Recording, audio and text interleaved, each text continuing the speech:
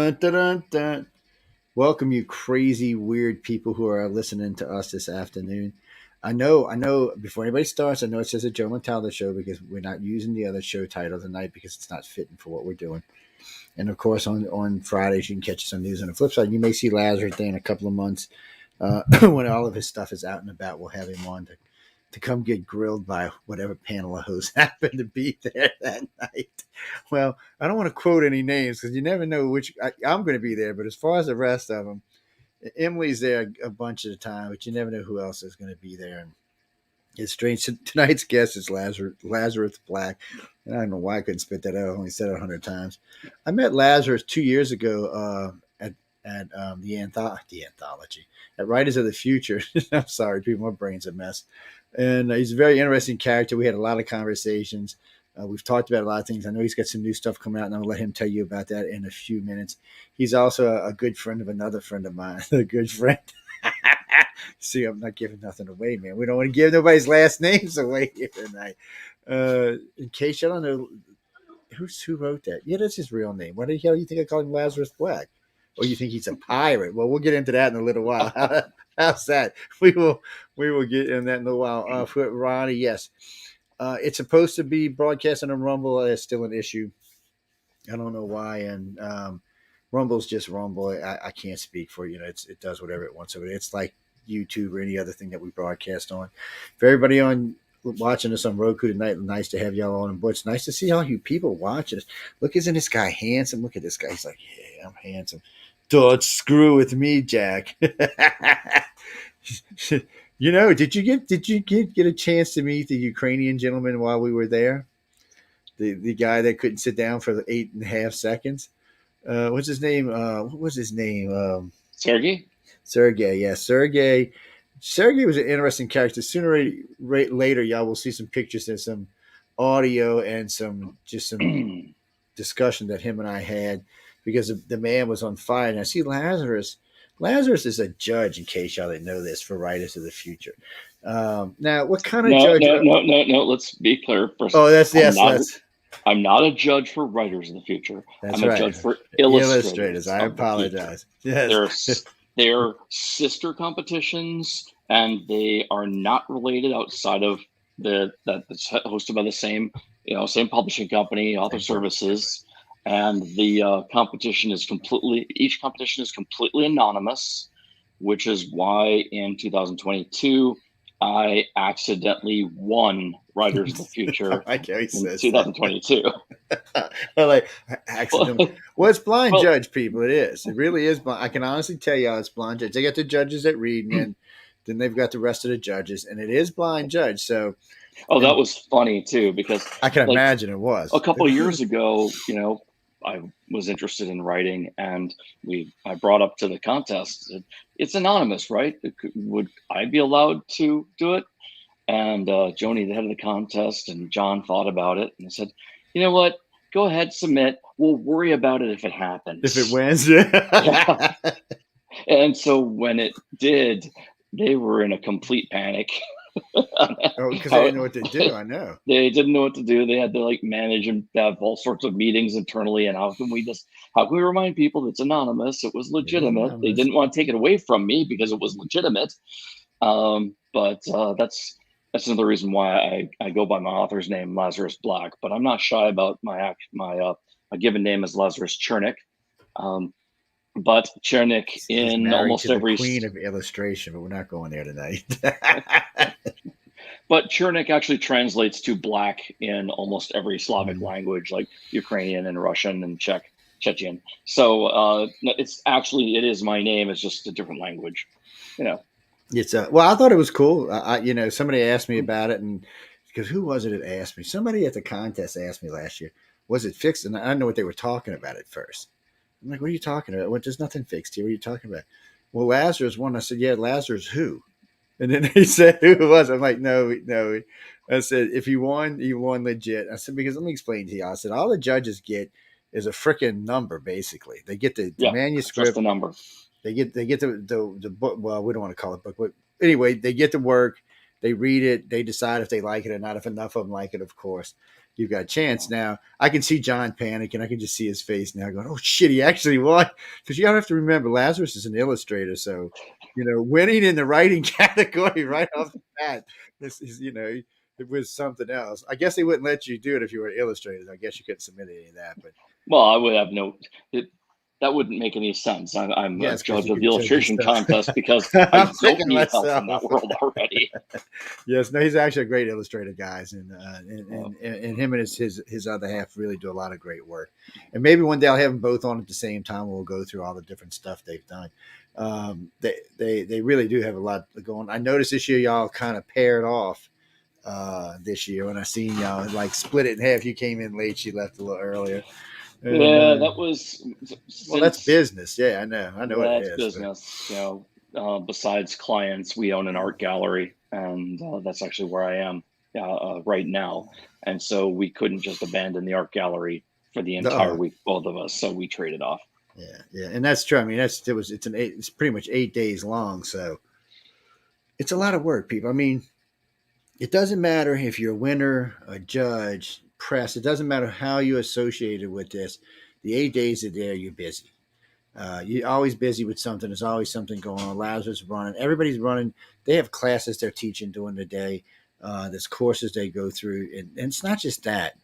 All the people want their time. You got to understand. These people won. Now they're getting to hang out with the really good illustrators, the really good writers. We You tell know, them we hold the lectures, and then we tell them not only here's our card and email address, but at the end of the day, this is the restaurant I'm going to, this is the bar I'm going to. Come pick my come hang out. brain. That Becco and I have taken. This year was a little harder to get people. I don't know. Even I noticed even it just seemed to be hard this year to get people to ask a lot of questions. I noticed I sat in on several of the illustrator things, and really pretty much Sarah and April were the only ones asking questions. Well, it's not a curated group, so you It's don't not. know who's going to be there, and every year you have a completely different You mix. do. We've had some classes where you'll have one class clown, and you'll have one class you'll have two, and sometimes you'll have everyone will be shy. Yeah. Sometimes we'll have people who are not, they haven't made it as an illustrator, which is what they've won, but they've been a graphic designer for 20 years, which is a different profession. Yes. And they're still willing to help the new people who are really new, and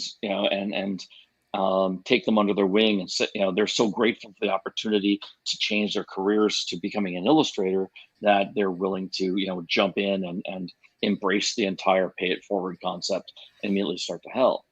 Yeah, and Uh, I've noticed I've been there. This was my fourth season with y'all, and there's definitely some groups that are way more outgoing than other groups. So this group this year just seemed to be kind of laid back, which I mean it's not a bad thing. It's just the yeah, schedule was so tight this year that it was hard to get interviews in. I noticed. yeah, I'm they're not sure trying what to. the 6:30 to 6:30 thing was. Let's start. Let's finish. I'm like, whoa, wait, what's going on here now? Let's calm down. Who wrote this guy? They were on a Johnny? limited staff this year, that they were on a limited staff try and make sure that Yeah. the entire contest was safe. Yeah, But I know. I was giving John shit the whole time. I said, John, I'd like to get some interviews in here. And I felt bad because, a lot of these classes don't end until 10, 11 o'clock at night. So I really didn't want to pull them on the side and say, hey, let's go do 4 or 5 of y'all the next 2 hours worth of interviews. Because, there's stuff they got in their head that they're supposed to be working on. There's other stuff. So the other years, there well, was more free time for me to steal them and get them it, in there.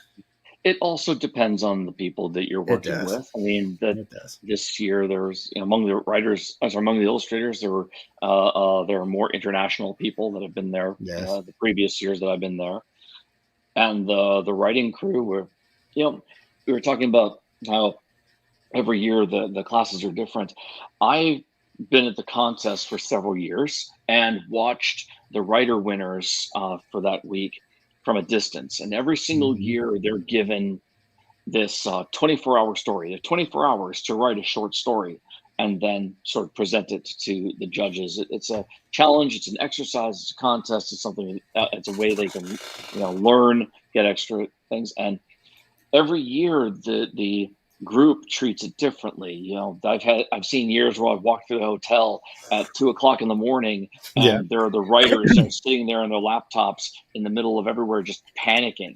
They're typing, and their shoulders are hunched over, and they're stressed out. And you'll see them in the morning, and they'll bags under their eyes. And I've seen people cry over it, Oh but yeah. I've also seen times in which people don't bother. For some reason, the year that I won, amongst all the writer winners, no one took longer than 12 hours to write their story, and everybody was just chilling with a beer at the end of the I know. night. It was Because just it was just you just happen to get a particular mix of people who are just so at that I point got good pictures of really you. stoked. Tim Powers. If you don't know who Tim Powers are, look him up. Or I'll have Lazarus tell you in a minute. But so Tim had me on a mission that particular year. He said, Joe, just get as many. Don't let him see you, but get as many pictures as you can. Well, the nice thing about the Roosevelt, we had the upstairs balcony, so you could Hmm. sneak around, and they had the nice big zoom. So I was getting some great. Somebody's. I mean, their faces just like. you just you gotta understand they tell you got 24 these are so let's see it's Jody Lanai and Tim Powell, so that's they sit you down and say, and wait, it's worse than that, they give you an item and tell you right this. Every year it's slightly different. Every year it's slightly different. They tweak it because they don't want it to be the same thing. For my No, year, it was they gave everybody a random item that was picked out of somebody's junk drawer in their kitchen and write a story about it. it's insane, people. I'm just telling you ahead of time, if you win, it's insane. It's fabuloso at the same time, but it is insane. And and they keep you busy nonstop. But like Lazarus said, they're there for you. All the judges are there for the winners. That's what they're there for. They Yeah. want you to come talk to them. This year, I did find the crowd a little kind of scary, but usually there'll always be a group that wants to be around everybody. And this year, when I was introducing, because I always kind of play intermediary because I'm Yeah. nobody. They don't, as far as they're concerned, I'm nobody. So I can introduce, say, hey, here's Tim Powell or whoever it may be. Like I was sitting Mhm. down talking with Dean and Kevin, and they were just chit chatting, just talking about Rush and stuff like that. And they had a couple of them sitting over here. I said, "Look, why don't y'all come sit?" I think there was 3 writers and 2 illustrators. I said, "Why don't y'all come sit down, and I'll introduce you properly." And I'll even, because I was planning on going to do something else. I said, "I'll introduce y'all, and y'all can sit down and talk." Oh no, it scared. They went upstairs. I'm not kidding you. They went upstairs. I was like, and Kevin said, weren't you? I said, I was, but apparently I was not because even them two were like, they were writers, right? I said, yes. I said, apparently, and I can understand these 2 guys are legends that we're talking about here. And I can kind of understand someone being a little, but like I said, I'm there. I'm in between. That's like the year before I played buffer because everybody wanted to talk to Dean Mhm. about how what's the difference in different parts of companies like LLCs and stuff like that. They just wanted to know where they should be starting out at, and which is when you ain't got no money, you're not starting anywhere, so it doesn't matter. But they wanted to talk to him, so I got 4 or 5 of them. I walked up to Wesley and said, "Hey man, can we talk to you about this?" He said, "Sure." And we got around the table and got to talking. And when I left, they'd already been talking 2 hours when I left, but that's what I'm used to. That's 3 years of that, and this year just seemed to be quiet. So I'm looking forward to next year being insane. Of course, Next year should be pretty good. Every year the writing gets better, which is disappointing because there's a new book out and it's a little better than mine. But we won an extra award. That was good. But you're right. The judges every year. The entire point of us being there is we've reached a point in our career in which we can give back. yep. I'm transitioning to be a writer because I've done pretty much everything I want in my art career, and I want to help the next generation. I want to be that mentor that I never had. You know Which is nice that to have.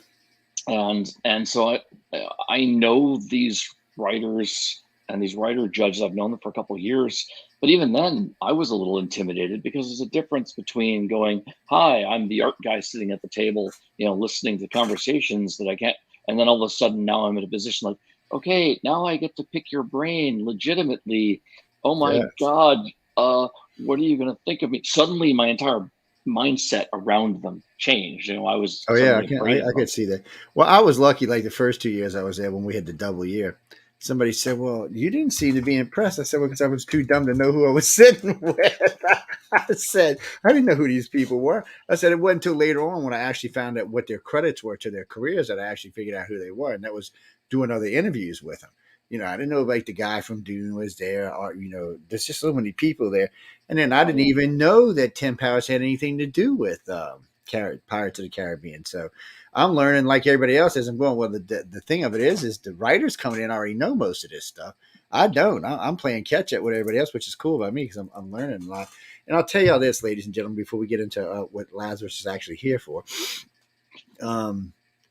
I learned a lot about writing. I'm sitting on 15,000 words now, which is going to go far beyond. Yes, it's going to go far beyond this. It's going to be one of these stupid 100,000 word things. But I'm telling you what's going to happen with this, and y'all don't tell anybody. I'm going to print it all out on paper.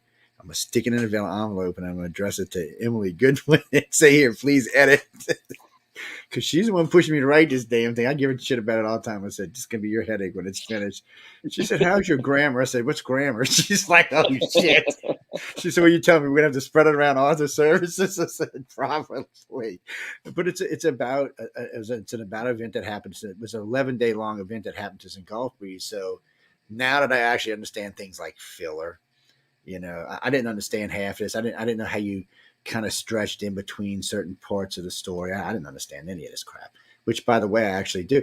But it's like with watching the illustrators sitting through y'all's courses. Now, don't get me wrong. I still can only draw a stick man. I'm not going to lie, but I do have an understanding of how it actually works now. There is a logic to behind it. There's a Yes. lot of science in it. It's not just throwing up, whatever colors or shapes that we think works. There's a lot of intense thought that goes into it, especially illustration versus fine art. Illustration, we have to tell a story.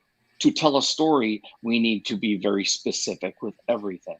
The character has to have the right pose, the right expression, the right gesture. They have to be positioned in the right place on the page. They have to be dressed appropriately. They have to be wearing the right colors. They have to be in the right scene. They have to have the right mood. They have the right time and place and It location does. and all those little decorations and stuff. And you can sit there and figure it out and understand logically that it makes sense. But it takes another skill entirely to put it down, to actually draw and paint all of those separate techniques. So yeah, you can learn why a work of art is good, but it doesn't mean that you're going to be excellent In at the doing it. future, I'm gonna bring you on. I'm gonna bring 3 or 4 of the big illustrators on, and we're gonna sit down and go over AI illustration. Oh, So please don't. everybody, I can't. I can't do that. so everybody can. Well, my problem is Jeff Weiner is the one that told me about it. Jeff Weiner, sorry, I didn't mean to call it Jeff. Sorry if you're listening. I didn't mean to do that. He's the one that got me. I'm like, wait, we can't have. And then you know what? This is what's so funny about this. That same night, I got a phone call. John said, "What the bleep is this? And what the hell are we going to do with this? This can't be allowed to go on." But my thing is I want people to understand really what the difference is between real art versus computer generated art. Because to me, there's a difference. Well, I can sense it. I only have one thing that I really want to say about that, and that is artists have been undervalued for centuries. They've been treated as, they've been treated terribly. They have been. And even today, every business thinks of art as the last thing. I mean, And it's the we've thing that been, sells. I never but understood we've that. been, I have been, my wife and I have had those conversations with clients. They'll say, we have this huge multi-billion-dollar initiative, and we've been working on it for 2 years, and everything hinges on the art for this campaign being absolutely perfect. Can you get it to us in 3 days? You got to be going. Are I'm you on like, crack? you've had this for 2 years and you're only now bringing it up. It's an afterthought. Nobody wants to pay for it. Nobody wants to consider that it's, And I don't it's get it because worthwhile you work. can't. Almost It everything takes, in our society is image. I'm sorry, I didn't mean to cut you off. yeah, uh, it, it takes a huge amount of effort and time and passion and training to do. It's not something you can just whip out. But it feels in negotiations that every single person who is trying to hire an artist who isn't one is imagining that the person who's the artist is that person back in high school who sat in the back of math class and doodled on their notebooks and wasn't doing I anything know. and didn't deserve to have, whatever it is that they're doing. And to be fair, people who can do art and something else often do a career that combines them. You can be an engineer and an artist and create engineering art. You can be an architect. You can do all sorts of things. The people who go into art to create illustrations and fine art, they are doing it because it is literally their life's goal. It is their passion. It is what drives them. There's nothing else that they want to do. Nobody goes into an art career who says, well, I guess I'll do this. No, everybody does it because, it requires a certain mindset. And then add on to that there are also a lot of people with learning disabilities that prevent them from learning and doing other things.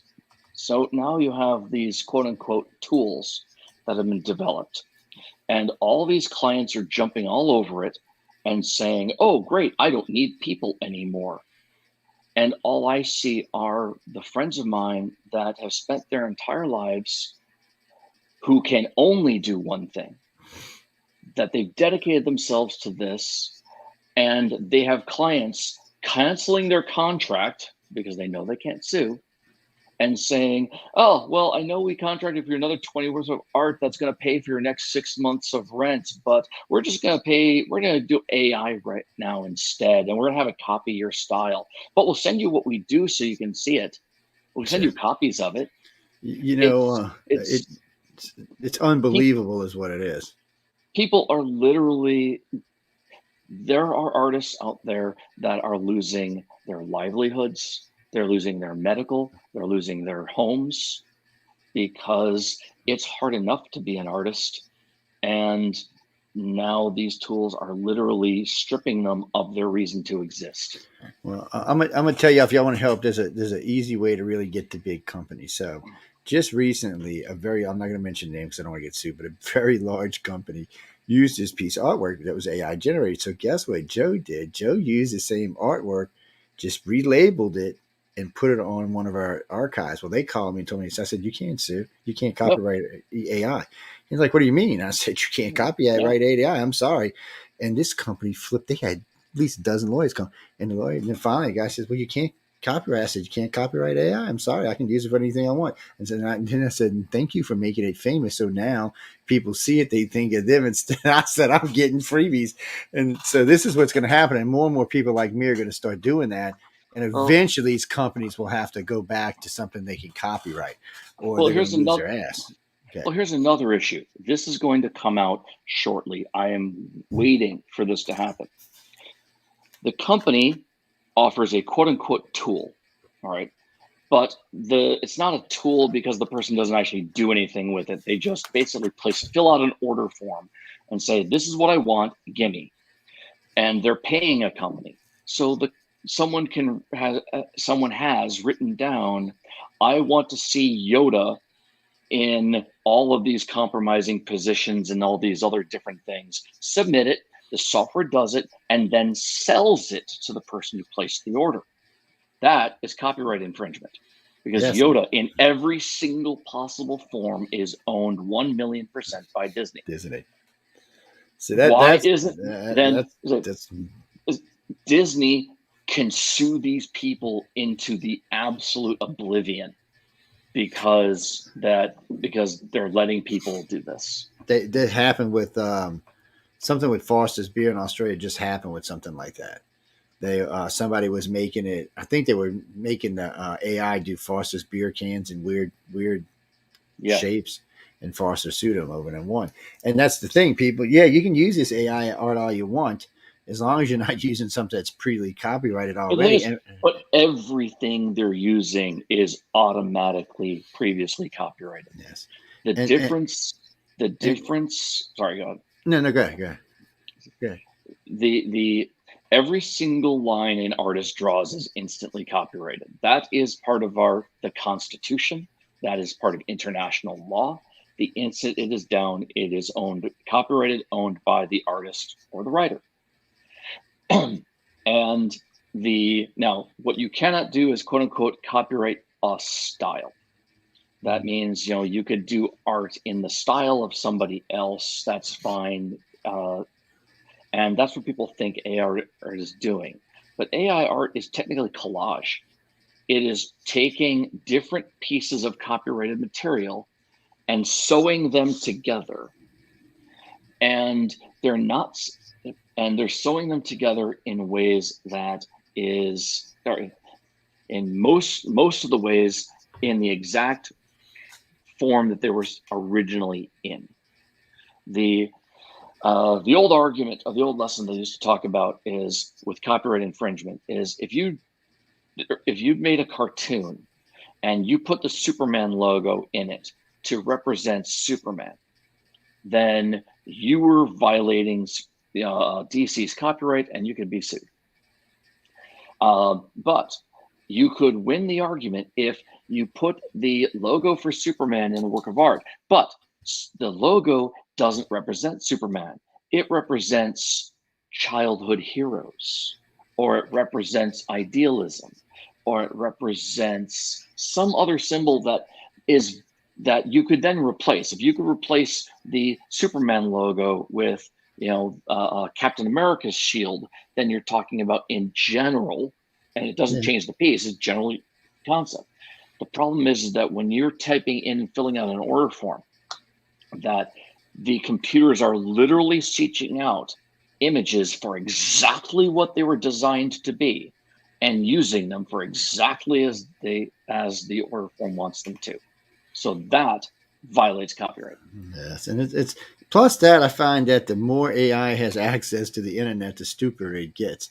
A friend of mine wanted a dingo fighting a kangaroo. He got a five-legged dingo. He got a five-legged dingo with a, what was it, 1, 2, 3, 4, 5, 6-eyed kangaroo. So the kangaroo had 4 eyes here, 5-eyed, one on its tail. I'm like, the problem is the technology is just going to improve, but it's just going to improve in all the wrong ways. Yes. It is literally the perfect example of all those movie tropes that says, they just did it to see if they could do it. They never asked if they should. And the reality is the human component of the world of creative producers like artists and musicians and writers are literally being harmed by by the invention of this technology and the use of it that they should have never done. The meme going around right now is that it's going all over.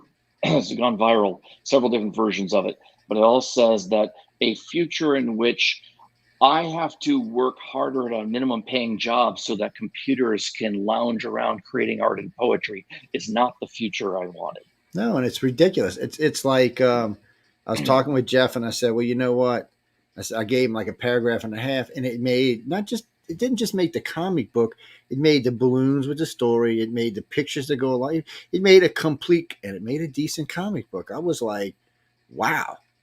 So the artists that it stole from made the good. Yeah, comic. Well, that's actually the truth of the matter of it, because when you're reading through it, okay, people. Now, if you're not a big copywriter, if you're not a big follower like the MC of DC, you're not really not notice what was in this.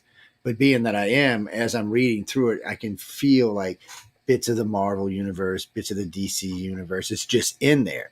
They're using certain tropes or certain. Just sometimes they would take a whole sentence or a whole quote and put it right in the middle of something. And think of it like this, okay? There's a famous artist in the United States that everyone knows, and they do this wonderful painting of, say, an angel.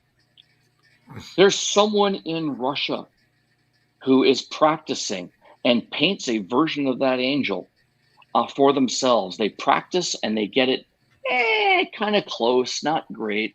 And then they post on their website and say, hey, look what I did. Hire me to do work. Well, these bots are reaching out and grabbing that angel from Russia and showing it to people in America and going, I created this. When they didn't. They're literally stealing it from somebody else. Yeah.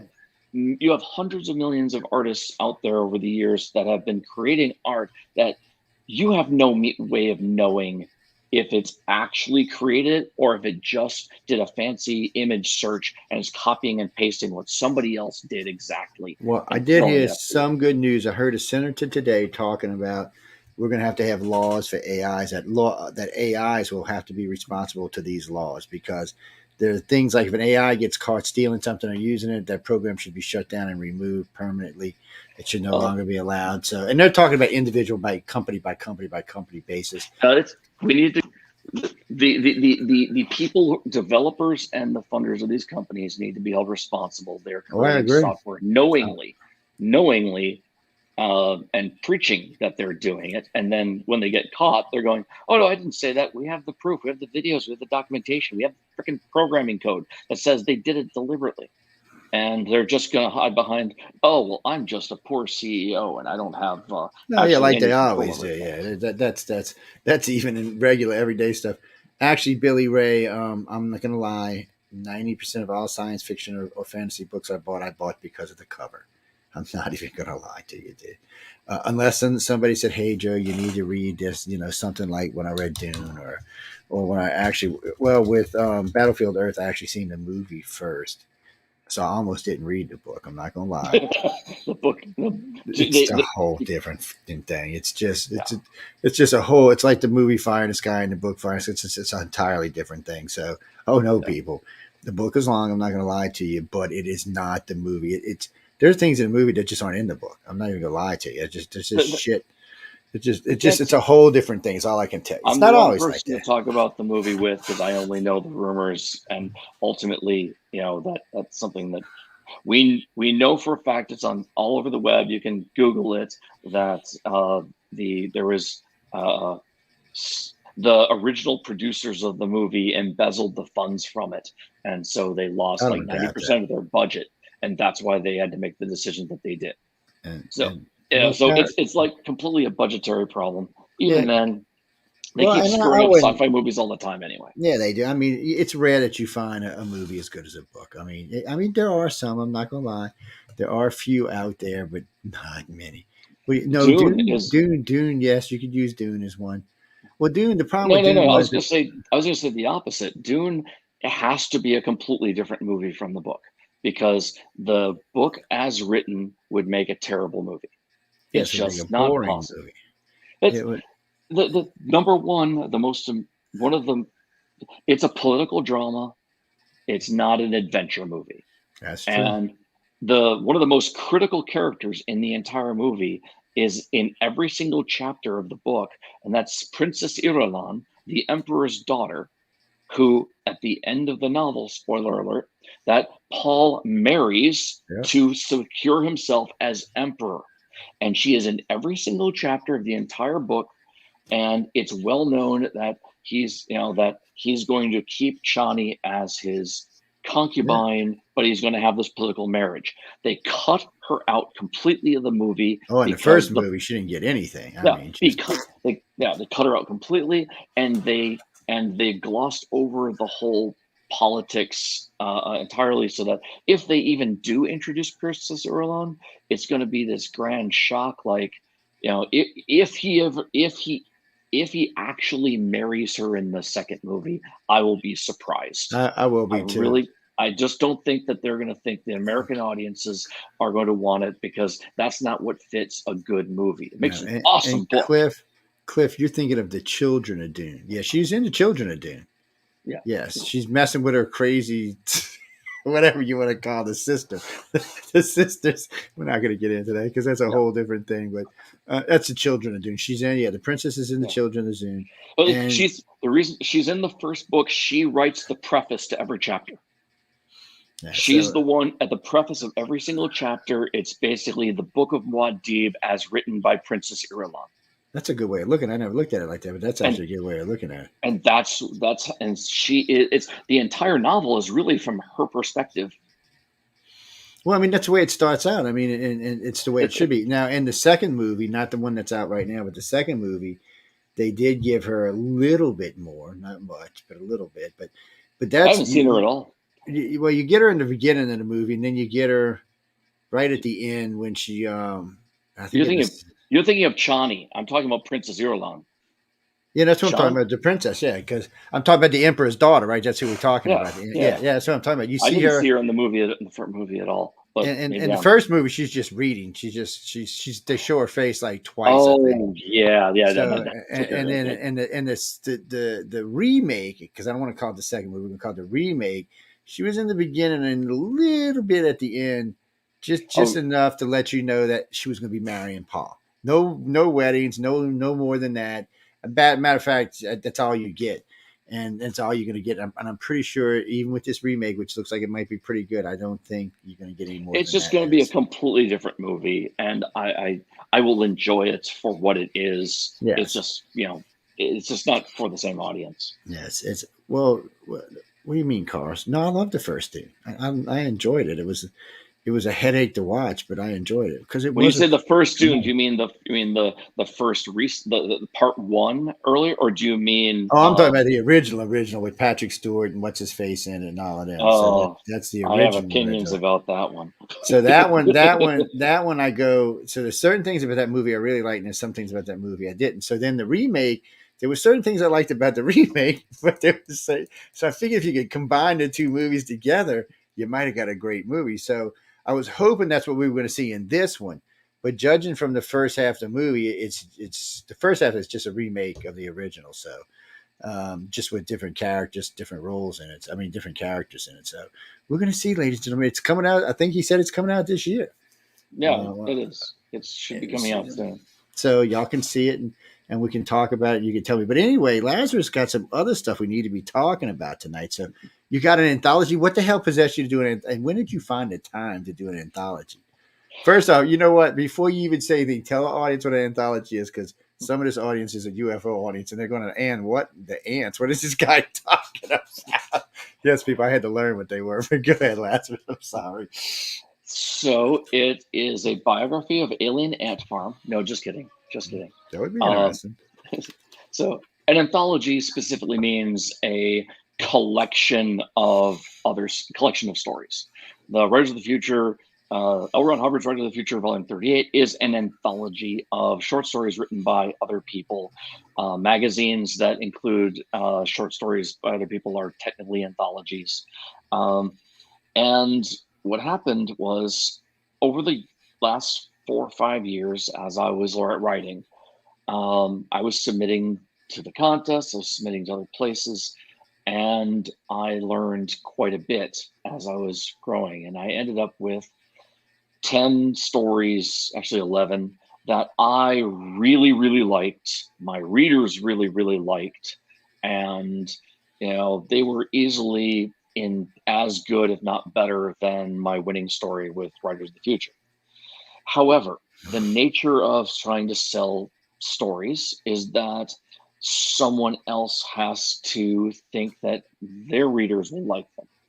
And this is not a knock on these other publications. It's just the reality is that you have a regular magazine that has cultivated an audience that likes particular things.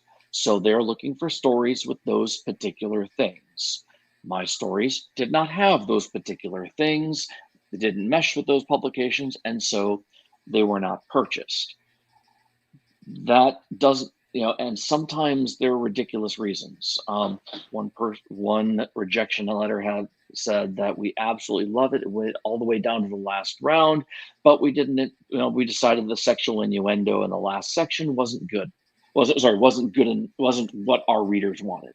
Like, okay, that doesn't say the story is bad. That just says the story is really good. It just didn't fit that publication. Um, and then another story, another anthology, I wrote a story for birds, and the feedback was that they just had too many of a particular type of bird, and they had to narrow it down, and they chose other stories. It didn't mean that this one wasn't good, and I looked at them and I thought, and I said, you know what? I'll just compile them and publish them because they're united in that they're all the stories that I want to read. I don't hold back I don't write dark, evil stories, but I don't hold back on violence. I don't necessarily write. I don't write porn, but I like a little bit of tongue in cheek, sexual innuendo every once in a while. I love science fiction, but I'm not the person to write down the mathematical formulas for how much fuel it's going to take to get from Sirius to Neptune That's what 3. computers are for, man. Exactly. But there are anthologies, there are magazines that their version of science is they need the math.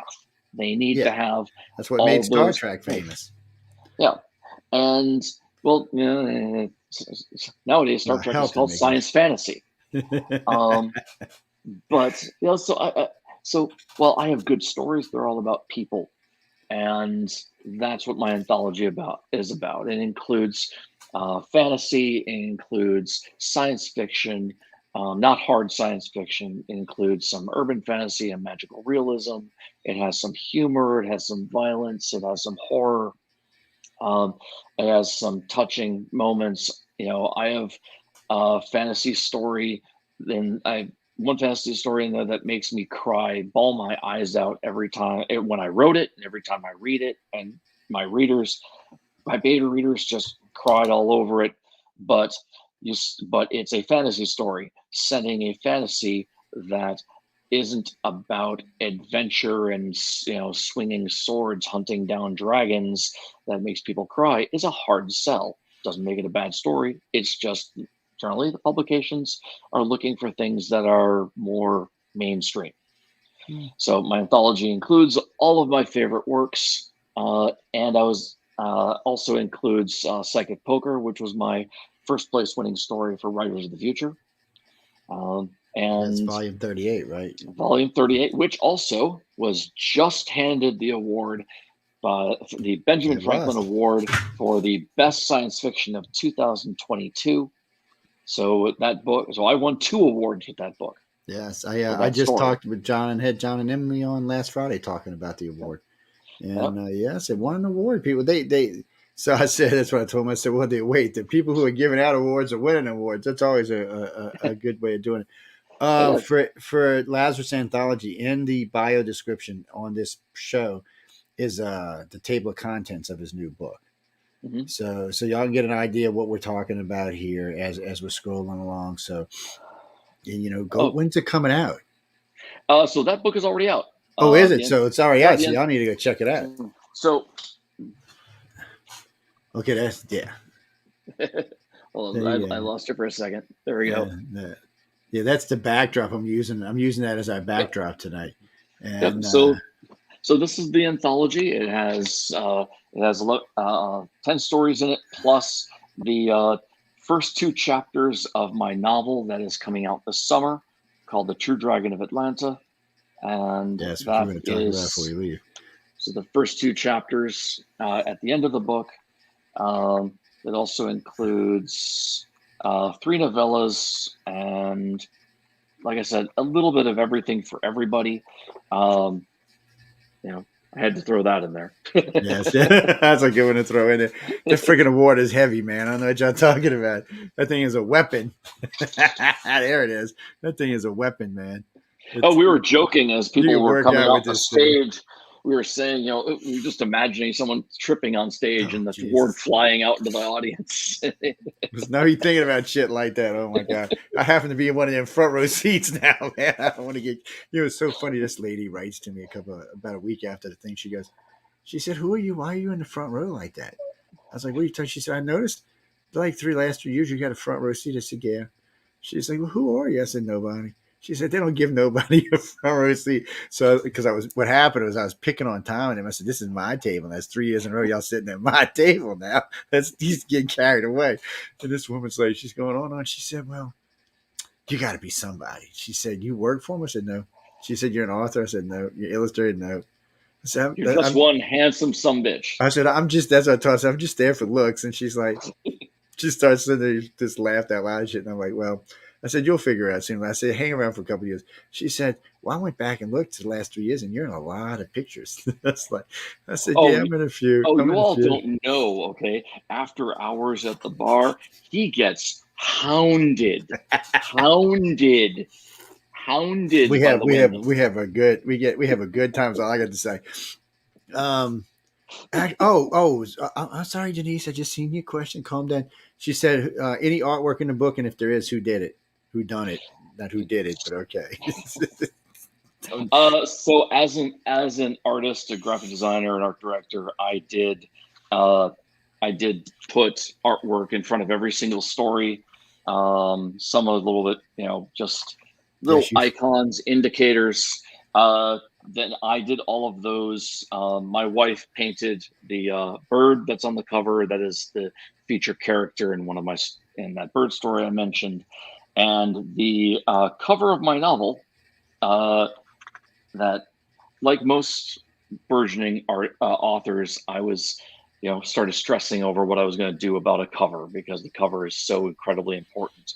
And even though I'm an artist, I stressed about making my own cover because I know that what I wanted was better, was better suited for someone else. And my wife is an incredible artist, but even she admitted that my story, needed a different artist than her. So out of the blue, she hired an artist behind my back to do the cover, No good and dog, and she is. and this and I this is like the this. black and white front cover. That the full cover reveal is on my website, lazarus.black, not .com, lazarus.black. And there's a full cover reveal there of the front and back. The artist is named Chris Casciano. He's amazing.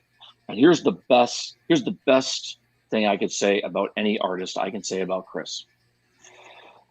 He worked with Echo on the cover, and had a bunch of beautiful things.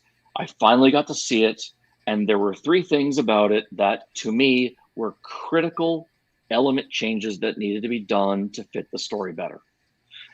And I was terrified because sometimes if you send an artist requests for changes, that They can they get can be upset. done wrong, they can get upset, they can come back, you can have some complications. And I didn't actually know Chris. I wasn't the one who found him. And he sent back all three of those changes done perfectly. I mean, See, that's a good not artist. a single thing, a single he's the outside of Echo, he is the best experience I've ever had working with an illustrator. Yes, And Echo's a fabulous artist. I know y'all have heard us talk about it before, and she's been on the show once or twice. But she's plus she does oils, which already endears me to her because so few people do oils now that I'm just happy to see them. I really am. Um, what was that? Oh no, you're talking about not Death of a Salesman. What was it? The one with the shit. I know which one you're talking about. The one with the tax guy. Yeah. That was in this book. It's in Death of the 39. Taxman. Death of Taxman. The art was Death of kind of the cool. Taxman. The guy kind So of looked like Obi-Wan or something. I'm you know sorry. he looked like a cross between David Uh, Farland and Obi-Wan Kenobi. He there you really did. go. That's a pretty good way of describing Um, it. that Oh, shit. the artist for that, she was amazing. Mm. She was a brilliant caricaturist, brilliant. She was a cartoonist a la Norman Rockwell. I mean, she could just zero in on a personality and make it glow. And as much as I love Dex and the Tathman, her portfolio has many, many much better Oh yeah, pieces. they do. They got better pieces. I don't ask me. I never get it right. I always pick the losers. I never pick the freaking win. 4 seasons. I haven't picked anybody won yet on the story or the artist. I'm talking about the big prize, not the smaller prizes. No, Yeah. no, I never get them right. No, the ones I like never win. I'm like, son of a bitch. Oh, the So who can I blackmail around here? the Bribe or best something. the best story about a winner that I have is a few years ago. Uh, a young man around in his early 30s came in, and he had a bit of a sob story, and I don't mean that in a bad way. I mean he had a difficult time. Always wanted to be a fantasy illustrator. He always did. He went to school for it, but his family was afraid for him and sort of talked him out of it, and he went and got a day job. and he kind of set his life on hold for a while. But he was doing some things. 10 years later, he's married, and he's, at that point in life in which he's, he's thinking about hanging it up and stopping his dream. And his wife says, you know what, put your portfolio together, go to the local Comic-Con and just see what happens. Just show it off. He goes and he finds Larry Elmore. Oh, And I love Larry. And Larry's a brilliant human being. And he showed Larry his portfolio, and Larry's just like, you have to enter this contest. You have to enter this contest. So he did. And he was selected as one of the winners, and he was brought to the event. And so for the week leading up to the event, Echo and I are giving lectures and teaching and helping all the artists learn what it takes to make a career out of it. And the very first day he comes up to me, and Echo separately, he actually said it to both of us. Thank you very much. I really appreciate all you've done for me, but I've just, but my wife is pregnant, and, I just can't risk, fighting for a new kind of career. And so thank you. I'm not going to be an artist. And I look at his portfolio and I look at him, and it's just such a shame. Absolutely a shame. He is an amazing artist. And, he says this to Echo as well. And I just say, okay, well, just learn what you can, because you don't need to put art away forever. That there will be a time. The next day he says it again. And next day he says it again. And every day his heart is just getting lower and lower and lower. And when Larry comes up and starts talking about it, Larry singles him out, telling the story about how I saw this young man. Now, Larry actually abstained from voting that quarter. So again, it was anonymous, but Larry saw him and just abstained. I'm not going to vote because I know this person. So that it was completely legitimate. But Larry saw him and said, I know this person. You're amazing. You're going to do something. Yeah, he almost got up from the table and walked away in tears because he was throwing away his dream. And he ended up winning the grand prize in front of his pregnant wife and the two parents that told him that he couldn't make it as an artist. And tears rained from his face so hard that he almost slipped on them on the steps going up to get the reward. I mean, he hugged Echo, just tears. He had no idea. And it was just, here's a young man who was sabotaged by well-meaning people, but people who were just afraid. And, the captains of the industry, of which I just happened to slip under, anoint him as saying, you are really good. You can make it. You are good enough to be a working professional artist right now at this exact moment. And it made everything. And makes a difference. And now I'm, just gonna throw things Larry back. has now a big effect on people, man. Now those people are getting bombarded by AI. Yeah, I know. And they're being told, hey, that dream you had that makes your life worthwhile. Yeah, no one's going to pay for it anymore. You're not going to be, all those years you spent, trying to get good at something that, that we're just not going to, we're just going to devalue it. So that's now worth, $8. That $30,000, education you got is worth $8. I was thinking about the guy who was there. Was it last year before last, with the big afro? He was painting outside. He was doing like murals on the sides of buildings for money. He's one of the judges now. Yeah, he's one of the judges now, and I don't know why, because he was a great interview. I don't know why his name's not coming up. But anyway, I got a little aggravated because a couple of days ago, window too. I'll find it. But a couple of days ago, I'm watching this thing at this art museum. It's an art museum. It's a machine they put on the ground. And it's a freaking printer, and it prints the thing on the wall. It's beautiful. It's very well done. I'm thinking, how much did you pay for this machine? Why don't you freaking pay the artist to come do this? I mean, yeah, it would have took him. This thing took like 2 days. It would have probably took the artist 2 weeks, but still, It's just money going out the door, and it's easy. And now, so I looked up the article. I followed the article like a dumbass because it depressed me. So they're just using this thing. It's just companies renting this thing. They're putting it in a computer, and then or they'll scan a picture, or even a piece of your artwork, and put it on the wall. Yeah. And it's depressing, people, because somebody. I mean, that somebody should be getting paid for that instead of some freaking robot. Printing technology, that's one thing. It's the technology that's being developed to cut out human beings from being creative. They're being invented by people who are fascinated by the concept of creativity, But draw a but stick they man like don't me. respect it. They don't respect it. They don't.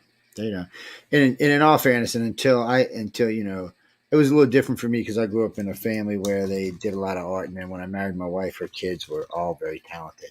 And none of them wanted to be artists, but they were all extremely talented. And I didn't grow up in a family of artists either. My father was an engineer who didn't respect art of any kind in any way. It was a bit of a weird movie of the week when the son wanted to leave the engineering business and go to become an artist. Hey, what are you doing now? Well, no, Chris. Engineering can have some artwork in it. If you've ever done a blueprint before, that's art. It's just kind of that art is what it is. My father drew. He did mechanical drawings. He did draftings. Yeah. He did schematics all the time. He just didn't think of it as art. Yes, it is. It's just ugly art. Well, it could be beautiful art in the end, but in the beginning, it's not. It's practical, but that does not make it art. It's still art. What's that, Kareem? When's the second book coming out? So my novel is coming. My novel is coming out in July. I'm actually July.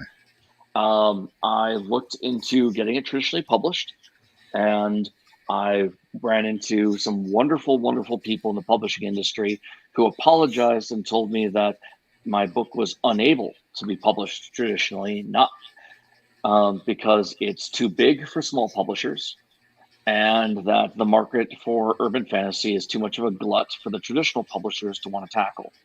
So again, it has nothing to do with the quality of the book. I'm independently publishing it. I'm sending it to the printer in 2 weeks. It will be in my hands by July 1st. And I am going to be at San Diego Comic-Con, or Comic-Con International in San Diego, Comic-Con International in San Diego. There you go. Then I'll be at Gen Con in Indianapolis, and then Dragon Con in Atlanta. I'll see you there. And fingers crossed, I'll be able to get into FanX in September. But yes, John knows Dan. So, I know. I already talked to Dan. Okay. But because he's a nice guy. I mean, he's a. I mean, I talked to him for a while. I actually talked to him, his wife, and his son. They seem like a nice family. I mean, for as much as I got to talk. Very nice people. Even nice people have reasons why everyone asks them for favors. I'm not interested in asking someone for a favor. I never liked asking for favors. Yes. Yeah, I'm with you, and I always hated that. I don't like using favors for some reason, even though I probably got a million I'm owed to me these days. It's I don't know. It's something. It's like people ask me how come, because I get invited. I'll stay with people all the time. I said no. So why are you staying in a hotel? I got this big house. I said, I don't know. I just don't feel comfortable. They're like, why? Because a good friend of mine's got a friggin' mansion. Joe, I'll give you your own freaking wing. I'm like, it's just, I don't know. It's just who I am. It's one of them things, people. So don't get offended if you invite me to stay and I tell you no. It's just one of those things. Let me finish really quick because it goes back. Both my anthology and my novel I have are in paperback. I have the paperback for the anthology right here. And those can be purchased through my website. I have my own store.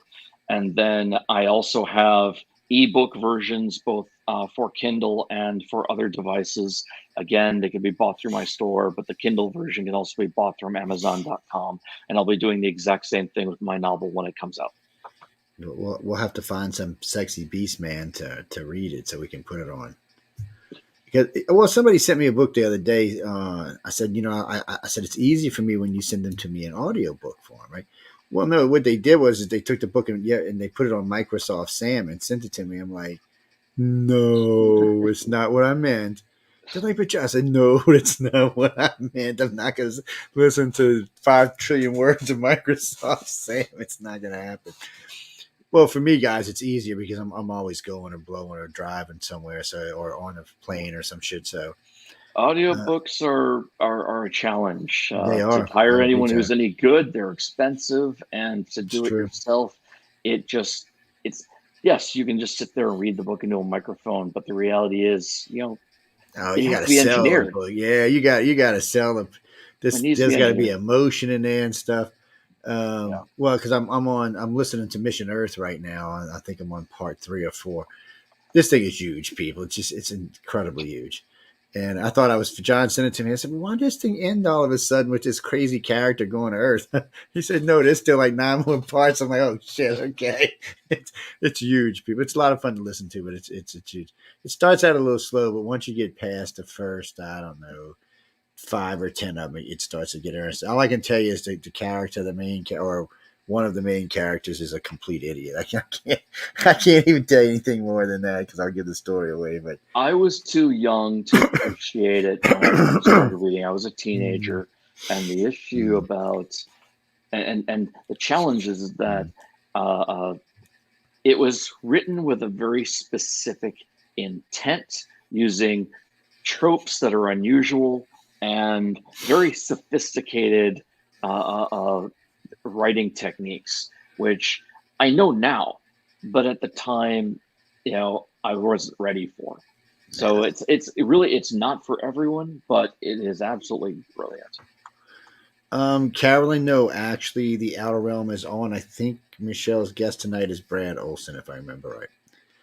You know what? I can find out for you right quick because we're running over a little bit because we started a little late. Hold on. Oh, And sorry. no, it ain't your fault. That's my fault. It's called the host babbling, is what that's called. I don't care about Mally. What's her name? She's not. She's not in my. Yeah, Brad Olson's her guest tonight. So yes, and he's a good guest. He's a past guest. Michelle always has good guests. Yes, she is. We don't call her the queen of the damn for no reason, guys. I mean, come on. This girl got a bigger TV resume than freaking most of the people in Hollywood. Yeah, she's been on every freaking thing there is. Uh, well, she doesn't. Yeah, well, technically she works for me because she's a manager of the station. But mm-hmm. And if you want to be on the network, you got to talk to Michelle. You see, in the old days, it was easy. You could talk to Joe, but not anymore, man. You got to talk to the boss lady now, and I do not override her either. So don't get yourself in trouble. Is all I can tell you. So July, we got this one coming out. I like the title of it, by the way. I thought that was kind of a cool title. And anything that has dragons in Atlanta, and I'm already sold. I'm not even gonna lie. I can just see this as a movie. Well, there was a lot of movies that came out of authors back in the days. Going back 100 years or so.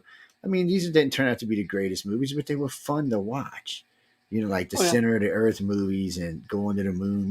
They were the books were actually quite a bit better than the movies, but they were still they were done in a campy kind of way, but they were kind of fun to watch. And there's lots of Atlantis movies or Atlanta movies. I should say Oh, Atlantis movies. I'm sorry, go ahead. it's I okay. said Atlanta.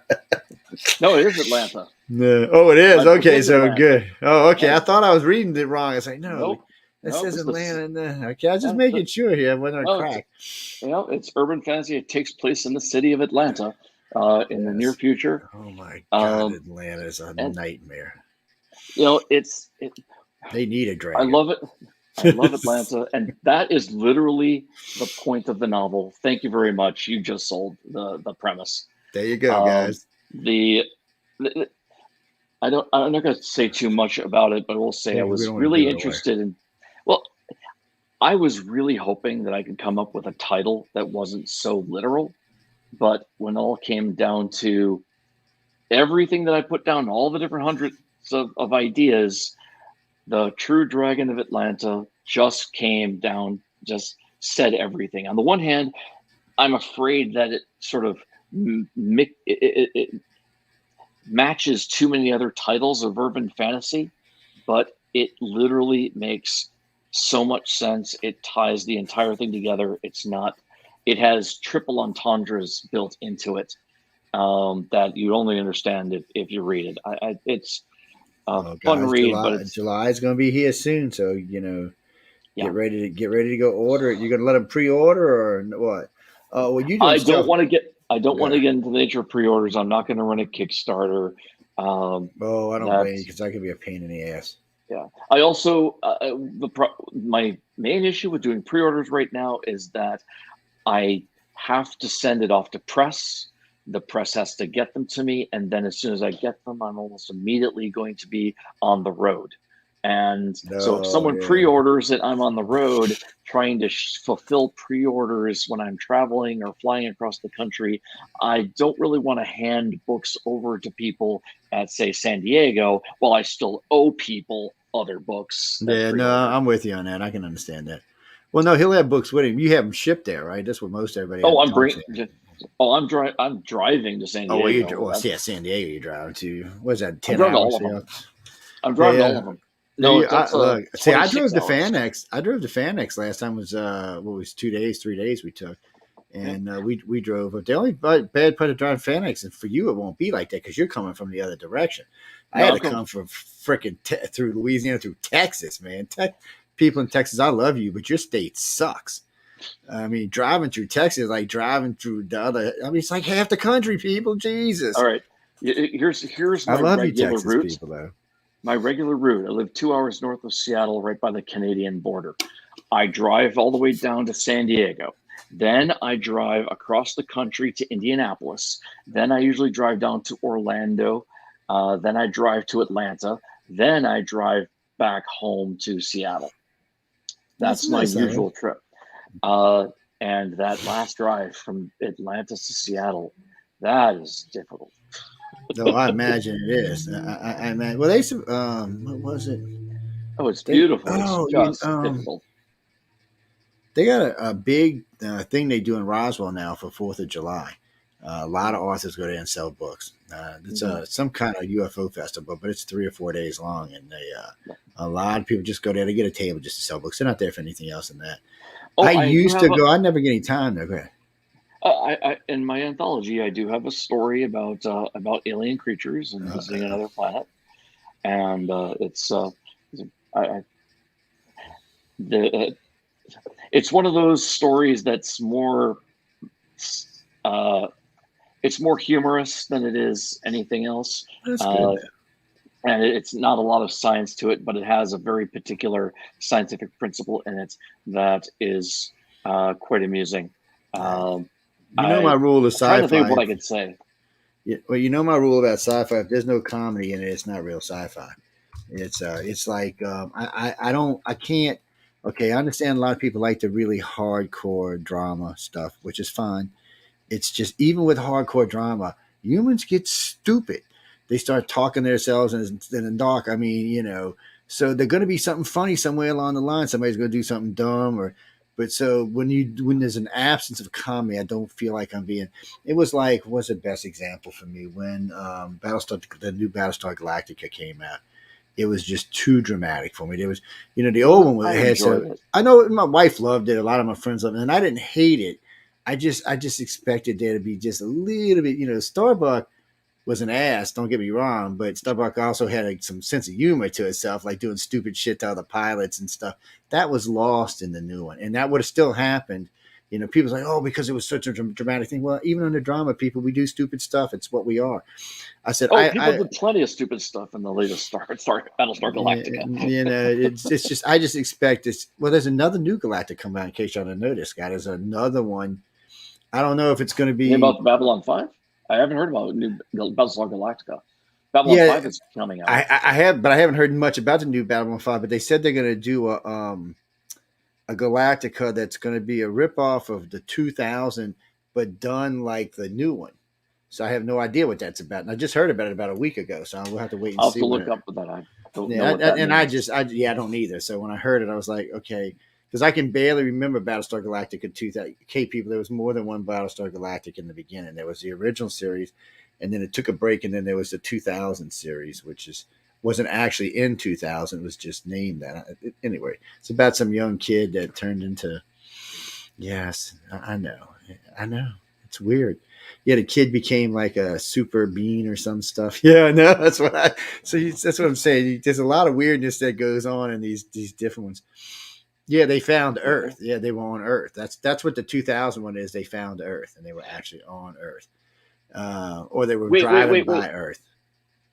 Was So after the original Yeah, series, the they original did a two pilots made-for-TV were. movie in the 80s. Was that called Battlestar Galactica It 2000? Because might there have was a lot been. of stuff It, in it the might have 80s and been. 90s that they put the word 2000 after it to make Yes, it they look did, and but sound they broke it cool. up into like I think it was a 10 or It was a 15. mini series. Yeah, that's what it was. It was a little mini series, and Yeah, they had found it was Earth in the dumb people. miniseries. Well, no, the original Starbuck didn't want in it. This was later. Oh, okay. Well, the Adama one was I'm still in thinking it. of had Starbuck and the original characters in Yeah, it. so So these I'm were thinking two. something There was else. two characters that took their place, but Adama was still there. But then they had some weird. I don't know. The whole thing was weird. I'm just telling you. So, I watched a lot of sci-fi when I was young, and some of it was just like what was that TV series 1999? I mean, Space yeah, 1999. Space 1999. It That had does some. not hold the test. It does not It just stand does up. hold up. It doesn't It does hold not up hold well. up. I'm sorry, people. It was one of the things you looked at and you went, well, it's like a friend of mine was asking me about Blake Seven the other day, and I had forgot about it. This is an English sci-fi is what this is, Mhm. and I was like, I forgot all about Blake Seven and their little spaceship that they Oh, ran around all Blake over the 7 place, is epic. and then I had forgot about them, but I learned about Oh, Blake Seven because they came on stupid the regular what was it stupid late at PBS the PBS from channels because I from was watching Doctor WGBH Who. through Boston. Yeah, I came Yeah, in on Doctor Who. I think it was 3 or 4 was when I came in. I came and in then on they 3, and then 4 was the guy I got to grow up with. So, yep, and and then they would put Blake 7 or something else after yeah, Doctor Who. yeah, they would put Oh, him on there. There but was some other sci-fi they had besides that, but Blake Seven was pretty good, guys. I mean, it Blake wouldn't hold up 7 in was today's world. no. It Do does, you think and it it does? has I some haven't of seen the it in a while. greatest. It has some of the most quotable lines of any sci-fi TV series ever. It had one character named Avon who Yep, was I remember just a Abe. rat bastard, and He he was was. a I mean, bastard too. He was he was the Judas, people. he was condescending, he was rude, he was brilliant. Like there was one of the most epic scenes, that the You entire know, crew of the ship is trying to go down to the planet, and they're just about to go down to the planet to get involved in something, and they're passing around weapons, and Avon walks in and says, "What are you doing?" And so we're going down there, and someone tries to hand him a gun. He said, "No." I said, I'm not expendable. I'm not stupid, and I'm not going. And he just walks off stage, and you know, they leave him there.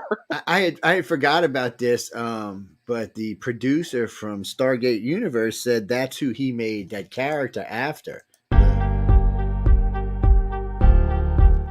Sorry about that. But Yep. that's who he said. The guy, the producer from Stargate Universe, said that's who he made his character after was Avon. I forgot about that. And Oh, I'm trying to think of the character's name. It was the guy who, not the kid, but the older guy who got him there, found the Stargate, got him on the ship. I can't remember his name. He was another, you know what? Stargate. Yeah, it was Stargate Universe, Oh, the I third didn't get one. a chance to see Thank that one. God you didn't. You didn't miss nothing. I'm not gonna lie to you. You didn't miss nothing. But the protagonist in that one was almost exactly the same as the guy as Avon. I mean, he was almost identical. It's kind of weird, but hey, it worked for that particular series. And what are you Even talking? what happens if you took Dr. Smith but made him actually competent? I know.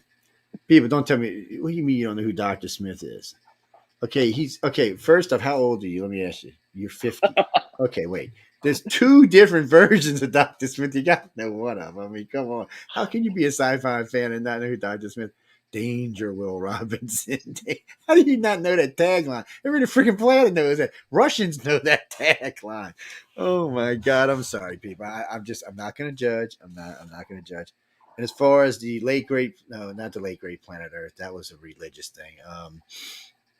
A Forbidden Planet. I did like the Forbidden Planet. Oh, that was a good I movie. It That was a was a good good movie. movie. It was Leslie Nielsen and all things. Leslie Nielsen. So I remember I had seen Leslie Nielsen as a comedian before I seen him as a leading man. So I didn't know Me what to too. It's our expect. generation, right? Yeah, so I didn't know what to expect. And when I seen the movie, and I was like, oh wow, this is this because it was. In case y'all don't know, it was the first color sci-fi movie ever. It's And hard not to laugh, honestly, it is. because There's a when lot of you shit see in there. Leslie Nielsen and he says something serious, just so used to him saying something serious, and you laugh. Yeah, you're thinking he's got to be cracking a joke here. Well, you mean the sci-fi? I mean, the movie itself holds up, but the technology not so much. Well, I mean, it's like Robbie the Robot guy's in there, and there's other stuff in there, and Mhm. it's weird stuff in there. The hot chick running around. There's always good to have a hot chick running around, but Yeah. the other guy reminded me of oh, now I can't. My brain. Well, that's why getting old sucks. Um, Vincent Price. For some reason, the lead character Oh, reminded me of Vincent. the The old doctor. man, the doctor, yeah, Yeah. and not completely, guys. He just had that kind of undertone that he might be something else there. And but it's an interesting movie to watch, and I'd recommend you watch it. Yeah, I mean, don't think you're going to get like sci-fi you see today, but it's worth watching. Honestly, it was written like the golden age of science fiction. Yeah, It was shot like the golden age of science fiction literature. It does hold up. It is just not the same as what people think of as science fiction today. yeah. The sound effects might drive you a little batty, so that's all I can tell you. But I enjoyed it. It was fun to watch. I think I was just a little kid the first time I watched it. It was late at night. And I was like, "What is this?" And I still remember the old guy. This guy had like wall to wall VHSs in his house. He said, "Look, you've never seen this, I bet you, because this is when it was made." And he plugged it in. I was like, "Wow, look at this, is cool." I like sci-fi people. I like fantasy. There's a lot of stuff I like, but some sci-fi I like better than others. Some like I said, I like a little bit of comedy in all my sci-fi or fantasy for that matter. I just there needs to be just a little bit. They don't have to be great, a ton of it. Uh, you mean the last three Star Wars? Is that what you're asking me? I'm not even getting into that. I'm not. First off, the first two were just the original first two redone. So I'm not. I don't even know what to even tell you about that. Yeah, I don't know. What was it? 7, 6, whatever it is. 7. Yeah, it might as well have been number one. I'm just. It was the same freaking story. You know what happens is it's a shame that filmmakers are given an opportunity to make their dream film, and so they do everything they possibly can to make it perfect. If it succeeds, they're then encouraged to make the sequels. But now they have a schedule, and they have sort of an impetus to cut corners. And They so did. that's why it's so rare for you to have decent sequels to a lot of sci-fi films. I mean, Well, I there's didn't. like the Matrix, and the first Star Wars movie was a perfect hero's journey, Yep. like to the letter story from beginning to end. It did not need a sequel. It really didn't. No, it was Even on its you own. know, but he wrote it so that it could be considered. But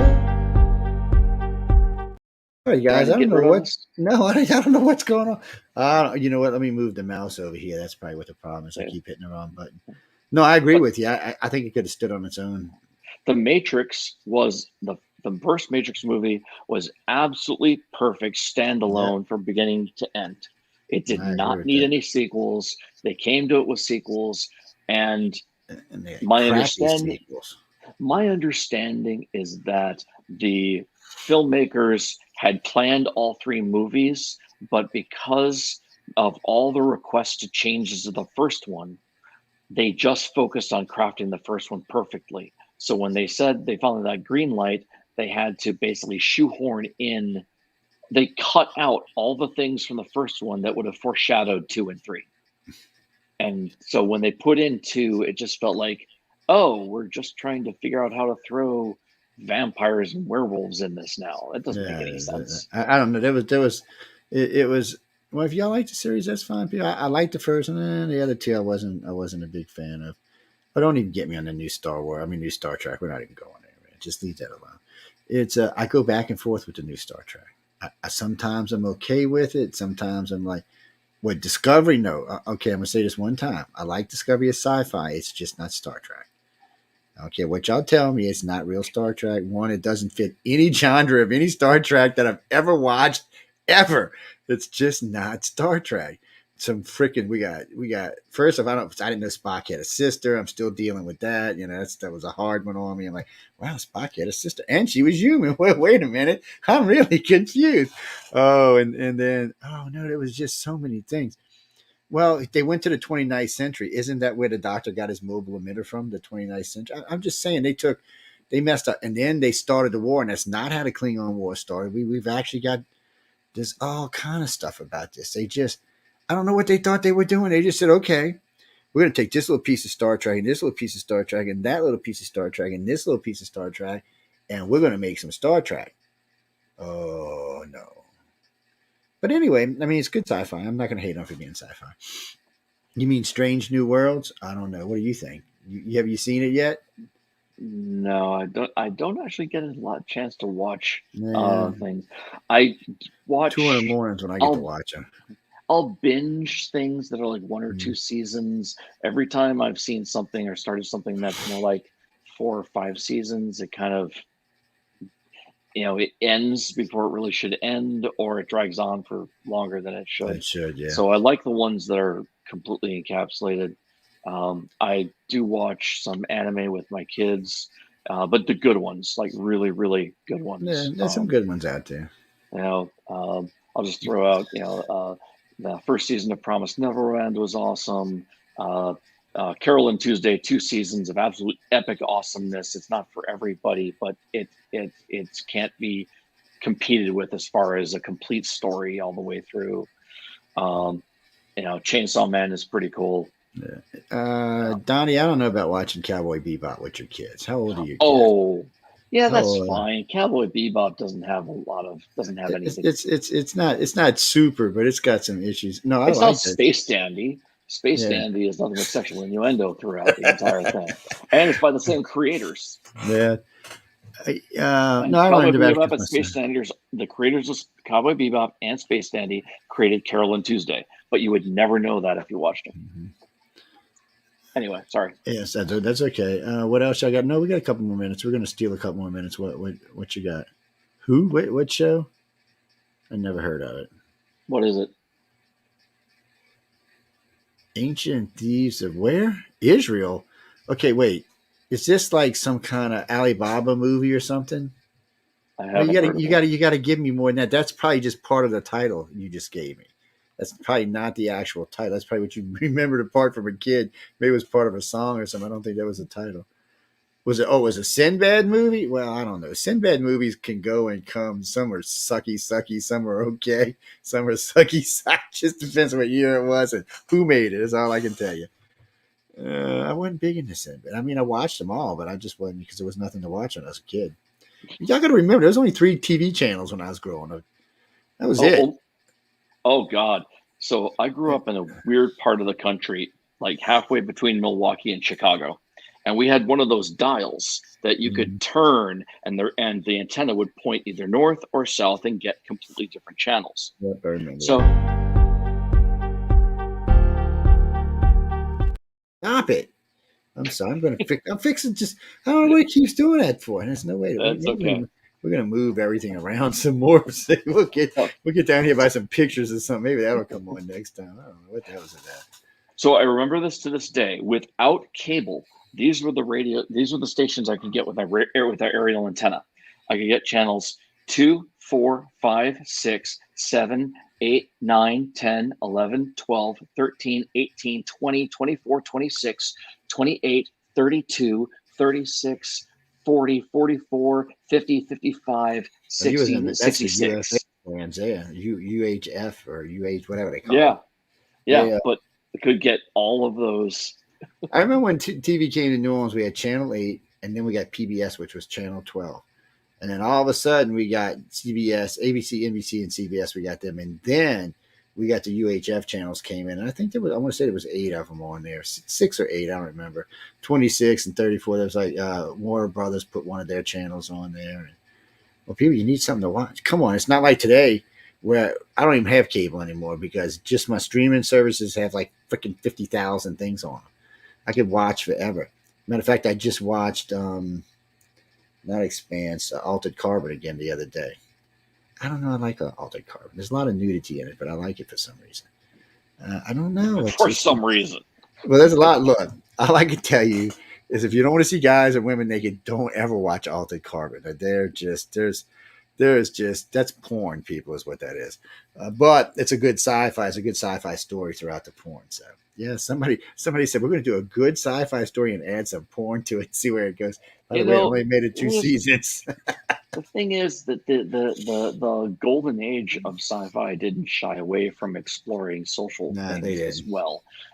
It was, I don't know what happened, but suddenly right around the 70s and 80s, suddenly publishers decided that sci-fi required, could only be science.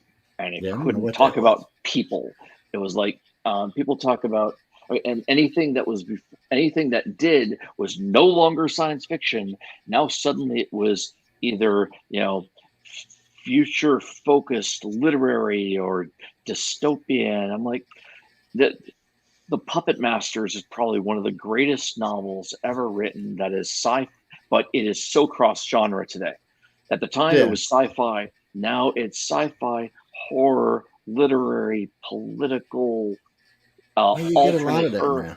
It's like, but it is completely unfilmable, but it is still one of the greatest novels ever written. And remember this, ladies and gentlemen, while we're talking, especially if you're up and coming young author, every movie, every TV series we talked about here had to have writers, and usually bunches of writers, not just one or two. Star Trek itself, I know when they were talking about the original series, kept 14 writers and stuff, not including Gene Roddenberry. But people don't realize this, and I don't want to break anybody's fantasy about Star Trek because I am a fan, but it was just a Western written as sci-fi, right? That's what he used to do. Gene was doing wasn't Western. His goal. That wasn't his goal.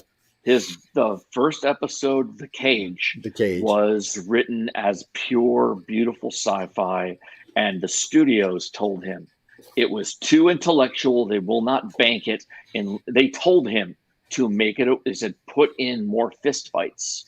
Yes, lots of Kirk ripping his shirt off and shit. Yeah, they said put in more of it. We will not bankroll it if you don't make these changes. So it was. And it's a shame. Pike would have probably been the better captain, but it's not what it's not. Well, we also look back on it, and like Spock in the original The Cage was completely unrecognizable from the series. I know. Well, first he had emotions. I mean, he was all over the place, and he was rude. He was rude. Oh no, Gene Roddenberry's wife was number one. She was the first officer. Yes, and she is in the new series. Well, I mean, not his wife, but I mean the woman. There's a woman number one in the new series, Strange New Worlds. Well, they just did a series. The last one is in the first series. Kirk tracks down a Romulan ship that was blown on bases. And he hunts him down and he destroys him so that there's no war. Well, in the new series, Pike's trying to keep from an event happening to him, so he changed history, and it did start a war because Kirk wasn't captain, Pike was captain. So, y'all should have already seen this shit by now. If you haven't seen it, shame on y'all. It's but what I did is timelines can change by the time that this. I will tell y'all this: the third season of Picard is the only season worth watching. Well, you can watch the other two seasons, but they're just boring. It's just an old man running around with some young people. It's just boring. But the last season is the whole old crew back together for like the last 5 or 6 seasons. Pick it up. Well, I know we got to get out of here in a minute. Go ahead, and because Lazarus, because I hear the boss lady probably hunting him down now. We don't want to upset her. Trust me on this, man. She's mean, man. She is just mean. You better hope you don't ever have to deal with this woman. She is mean. I'm just kidding. I don't want to scare anybody in case y'all win as an illustrator. She's not mean at all. She's a sweetie pie, and she's a great judge too. So between Lazarus, her, and Tom and Dan and Larry, I've learned quite a lot. Yes, he's actually saying that you're probably staring at me right now, wondering when I'm going to get off. Stop being mean to Lazarus. That's what I'm saying. Stop it, you evil person. You. Anyway, we got to go. Lazarus, tell him one more time. Give me your websites and all that good stuff. And you can find out everything about myself and my books at lazarus.black, not .com, lazarus.black. I love he's got black as his Yep. That was a nice start. L. Ron Hubbard's Illustrators of the Future, Volume 39, has just come out. It's got there's a coupon code for it to be 99 cents that's on right. Amazon, I believe, right now. And thank you very much. I appreciate everything, your time, your attention, and see you soon. You always a great fun. Guys, don't forget 99 cents. I think there's only 4 hours left for today. So I will post the link when I get off with Lazarus in a couple of seconds so y'all can go by and check it out.